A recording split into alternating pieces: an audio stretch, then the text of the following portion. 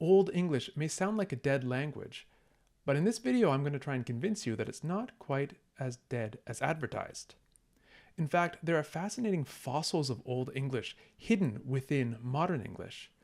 These are things that, when you look at them from the perspective of modern English, don't make a great deal of sense, but they start to make perfect sense, or at least more sense, when you understand their history. In other words, they're like little pockets of Old English still present in modern English. And if you're wondering, what is Old English?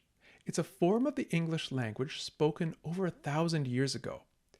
In some books, especially older books, it's called Anglo-Saxon. This is not the language of Shakespeare, even though that is pretty old. In the grand scheme of things, Shakespeare's language is actually considered modern English, even though it has all the these and thous and thys. Old English is far older than that. Old English is the language that the great poem Beowulf was written in. And as you can see from the text we have up on the screen, you're not going to be able to read Old English even if you know modern English. And by the way, if you do want to learn how to read Old English, make sure to stick around to the end of the video. But with that out of the way, let's proceed to 5 fossils of Old English still present in modern English today. Number 1, the verb to be. Have you ever noticed that the verb to be in modern English is a bit of a mess? The verb is to be, but so many of the other forms have nothing to do with be. I am, you are, he is, I was. These look nothing like be. Where does this come from? Well, the answer traces back to Old English. In Old English, there were 2 separate verbs meaning to be, wizon and beon. Wizon was the normal basic verb meaning to be. It was conjugated like this in the present tense. Ich eum, thu art, he is, we sind, or we sindon, je sind, or je sindon, he sind, or he sindon. Some of these forms look pretty familiar. Ich eum looks a lot like I am. He is looks a lot like he is. Even thu art is recognizable in the form thou art, which you see in hymns or in faux medieval dialogue in movies. But some of them don't look so familiar. For example, the plural forms we sindon.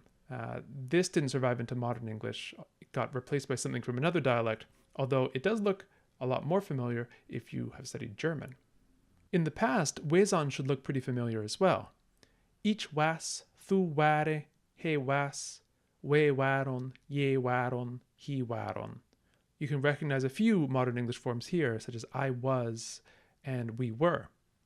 Beon, on the other hand, meant something like will be. It expressed future states. It was conjugated like this. Ich beo, thu bist, he bith, we beoth, je beoth, he beoth. Beon was also used to describe habitual or proverbial states of affairs. Something like how in modern English we use the future tense of to be, will be, in phrases such as boys will be boys. It means as a rule, as a tendency, boys tend to act like boys. So the modern English verb to be is a kind of Frankenstein's monster, taking parts from each of these 2 verbs.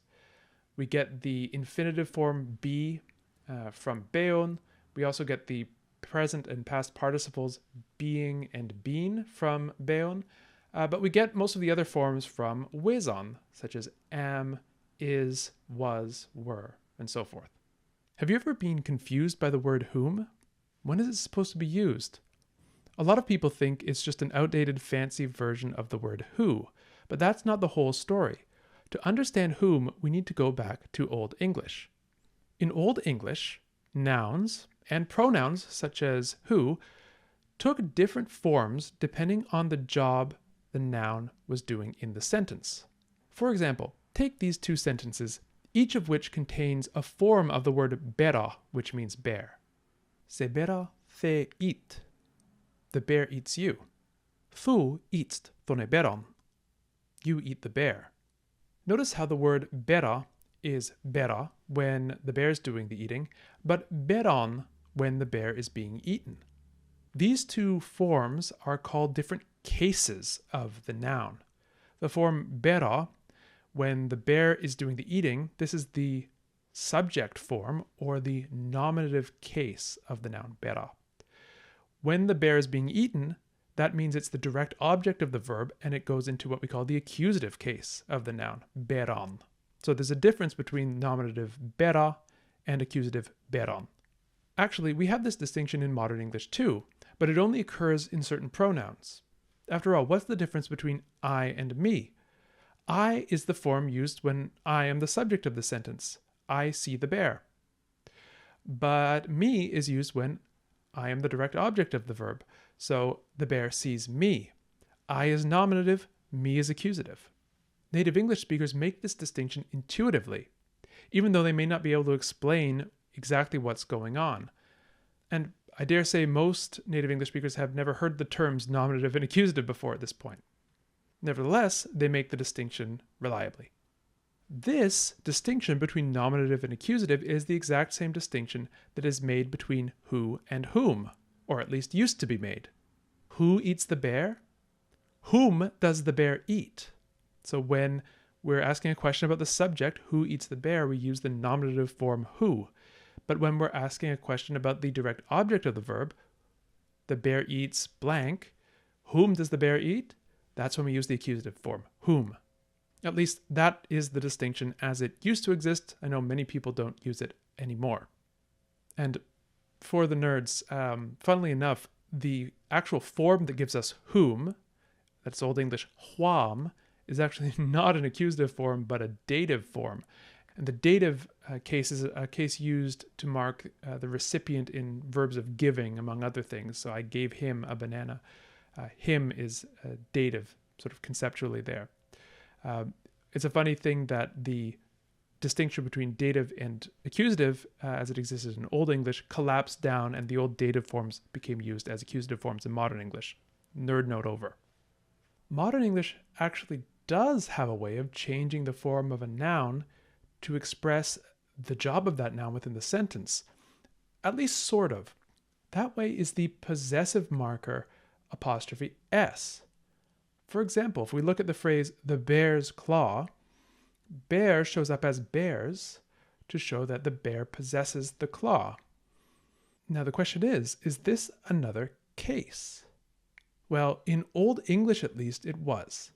We've heard about 3 different cases in Old English so far: the nominative, used for the subject of the sentence, the accusative, used for the direct object, and the dative case used for the indirect object or the recipient of actions of giving. There are actually a lot of other uses of the dative. It does a lot of jobs. But there was actually a 4th case in Old English, which was called the genitive. And the genitive, one of the main jobs of the genitive case was to express possession. And when you look at the form of the genitive case in Old English, at least for some nouns, it'll look pretty familiar. Take, for example, the noun wer, meaning man. And yes, if you're curious, this is the same were as in werewolf. We'll talk about that another day. If you want to express the concept the man's hand, you will say weres hond. Weres hond. So we've added this s suffix, which looks a lot like the modern English possessive '(s). But this was only one way of marking the genitive. It only applied to certain nouns. Other nouns form the genitive case differently. The noun queen, which means queen or woman, if you want to put it into the genitive case and say a queen's hand, you would say quene hond. So you'd use this e suffix. Our familiar noun bera, meaning bear, forms the genitive like so. Beron hond, a bear's hand. Beron. So weres, quene, beron. 3 different ways of forming the genitive in those nouns alone. Later English got rid of all of these different ways of forming the genitive and standardized on one way, which descended from the way that nouns like wer form the genitive, with this s ending, which became the modern English '(s). But what happened in modern English is actually a little bit stranger than that. Consider the following phrase: the biggest bear in the forest's claw. Here, we've changed not the word bear, but the word forest to forests. But who owns the claw, the bear or the forest? Well, the claw belongs to the bear, not the forest, but we changed the noun forest. What's going on here? To understand what's going on here, we need to understand the concept of a noun phrase. This is a whole phrase which acts basically like a noun. So bear is a noun. The biggest bear in the forest refers to a bear. And so the whole phrase is kind of like a noun. So we call it a noun phrase.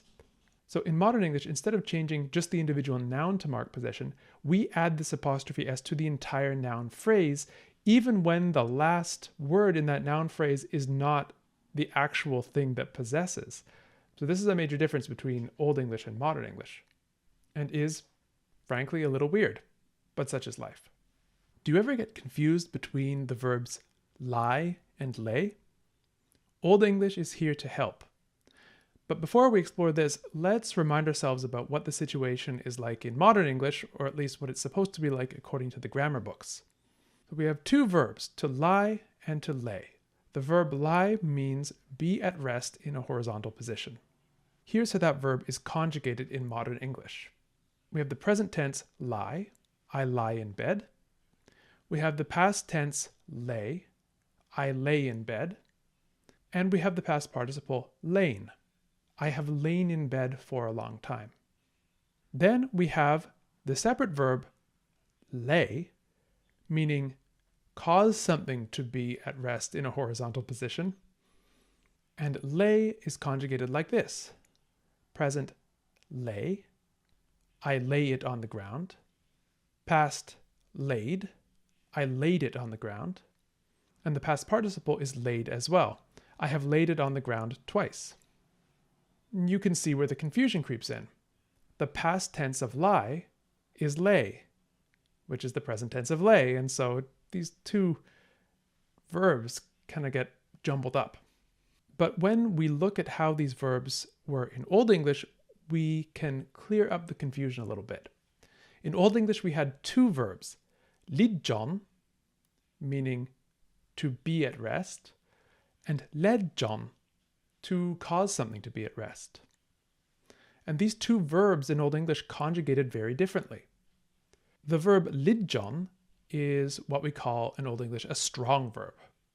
Strong verbs in Old English form their past tense and their past participles by changing the vowel of the stem.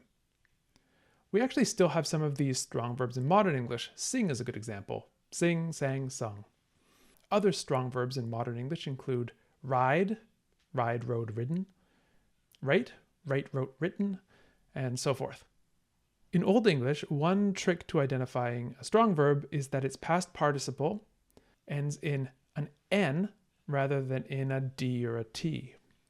For example, here's lidjon in the three same sentences I showed you earlier for to lie. Ich ligge on bedde. I lie in bed, present. Ich lie on bedde. I lay on the bed, past. Ich lange on bedde gelegen. I have lain in bed for a long time. So we have the pattern here. Ligge, lie, gelegen. Just like, well, something like lie, lay, lain. Now let's take a look at ledjon. Ledjon in Old English was not a strong verb, but a weak verb. I don't know if you could see that contrast coming. Weak verbs in Old English form their past tense and their past participles by adding a suffix which has a d or a t or occasionally a th sound in it. Just like the regular verbs do in modern English, and indeed the regular verbs in modern English are the descendants of one of the types of weak verbs in Old English. So when you see compliment, I complimented her yesterday, she was complimented by me, that ed suffix is the descendant of the weak verb way of forming past tenses and past participles in Old English. So let's look at some of the forms of ledjon. Present tense. Ich legge hit on erdon. I lay it on the ground, present. In the past, ich leide hit on erdon. I laid it on the ground. And finally, the past participle, ich habe hit twiwa geleid on erdon. I've laid it on the ground twice. Notice the D in the suffix for the past tense, leide, and the past participle, yeleid. Dead giveaway that led John is a weak verb. And it's a weak verb in modern English too, with the D suffix. Lay, laid, laid.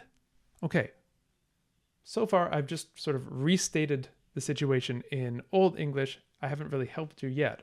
Well, I'm about to. It turns out that there is a pattern in Old English between pairs of verbs like lidjon and ledjon. In this pattern, you will have one verb, which is a strong verb, that means to be in a particular state or to perform a particular action. And then you will have another verb, which is a weak verb, that means to cause to be in that state or to cause to perform that action. There's also usually a slight change in the vowel and sometimes in the final consonant of these roots. I'll give you a few examples of pairs like this that have survived into modern English. Well, one is obviously lidjon, to be at rest, ledjon, to cause to be at rest. Another one is fallon. Fallon in Old English means to fall.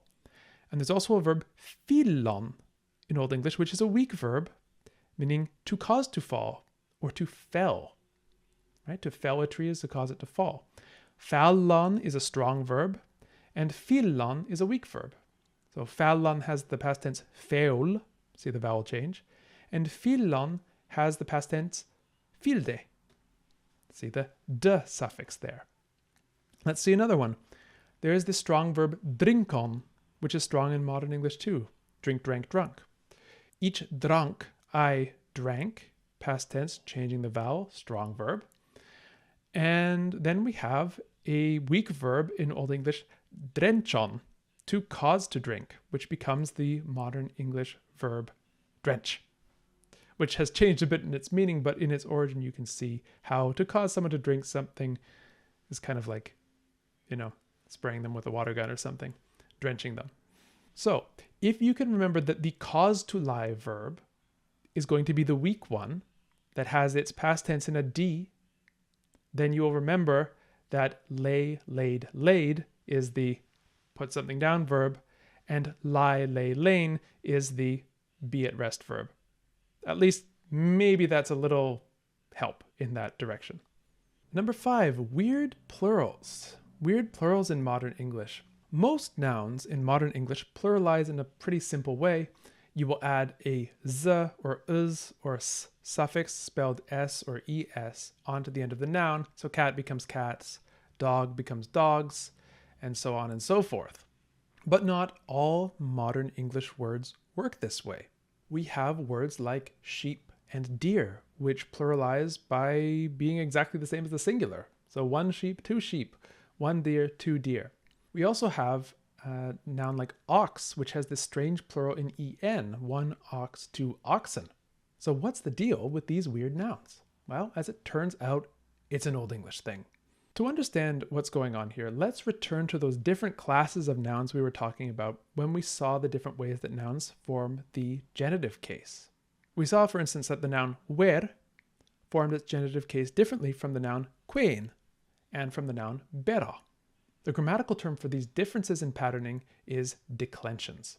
So we can say that ver, meaning man, is in a different declension from queen, meaning queen, or from bera, meaning bear, because they form their genitive cases differently. And it turns out that genitive cases are not the only things that these nouns do differently. In fact, they do most things differently. There are 4 major declensions in Old English. They're called strong masculine, strong feminine, strong neuter, and weak nouns. And yes, I know, I'm sorry, Old English has grammatical gender, masculine, feminine, and neuter nouns. It is what it is. And I'm also sorry about the fact that we're using this strong versus weak terminology again in a completely different context. If you want someone to blame Jakob Grimm. Yes, the fairy tales guy. He was also a linguist. Talk about that another time. Anyway, so let's take a look at the pattern of each of these declensions and how they form their plural forms, or more specifically, their nominative plural forms, which is where the modern English plural comes from. For strong masculine nouns, the plural ending was us. Us. So For wer, man, we have the plural weros, men. For the noun hund, meaning dog, which gives us the noun hound in modern English, the plural was hundos, dogs. And for stan, meaning stone, the plural was stanos.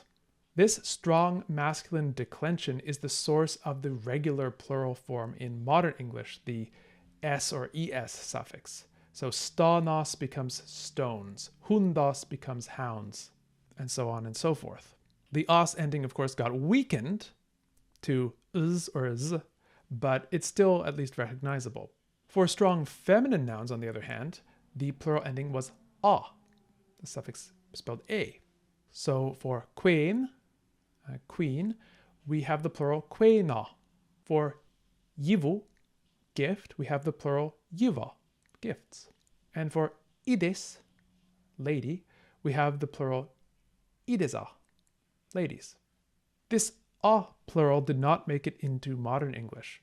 The nouns from this declension, which we retain, such as queen, now take the endings characteristic of the strong masculine declension. So we say one queen, two queens. Let's look at strong neuter nouns now. Strong neuter nouns generally added no ending in the plural. Actually, it's a little bit more complicated than that, but not all strong neuters are alike in this regard. But for the purposes of this video, let's leave it at that. Strong neuters had identical singular and plural forms in the nominative case. So we have a noun like hus, house, which forms a plural hus, houses. We have a noun deor, which means animal, which forms the plural deor, animals. And we have a noun shap, sheep, which forms the plural shap, sheep. So from this last example especially, shap being sheep, singular and plural, we can see the source of these strange plurals like modern English sheep, sheep, singular and plural. This situation where strong neuters had no ending in the plural is actually retained in the case of the noun sheep in modern English. One sheep, two sheep. Makes counting sheep easier if you're trying to get to sleep. Another example of this is the noun deer, which in Old English, deor, meant any kind of animal, but in modern English has obviously narrowed to a very specific kind of animal. Nevertheless, the same null plural, the same no change in the plural has been retained. So we have one deer, two deer, just like we had deor, singular and plural in Old English. German, by the way, has kept the old meaning of the noun in its cognate of the word deor, Tier, which means animal. It's spelled T-I-E-R. Finally, we come to the last big group of nouns in Old English, which is the weak declension. And the weak declension actually contains masculine, feminine, and neuter nouns, but the vast majority, I would say, are masculine, and we can illustrate the pattern using masculine nouns only. So one such noun is bera, bear, which forms its plural as beron. We also have kempa, soldier, which forms its plural as kempon. And then finally we have oxa, ox, which forms its plural as oxon, oxen. So all of these nouns, those that have survived into modern English anyway, have shifted into the strong masculine declension in that they form their plurals with the -z suffix.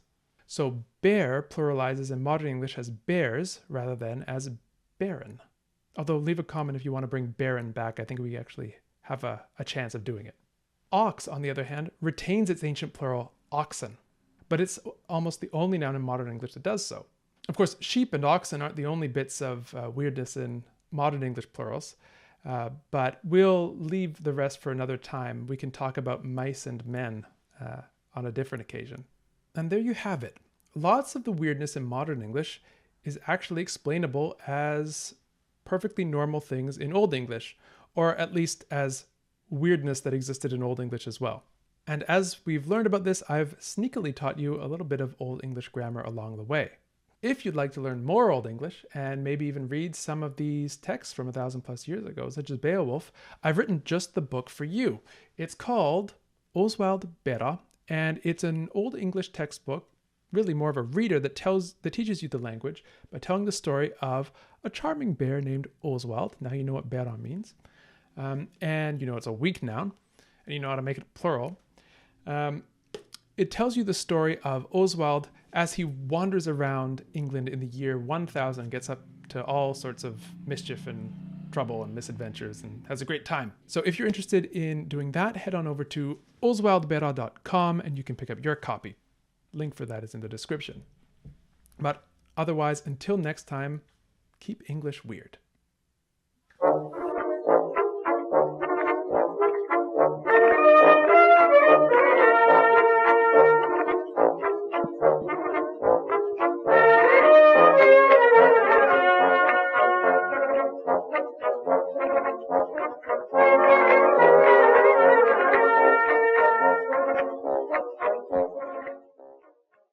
I am, you are, he is, I was, and is, frankly, a little weird. But such is life.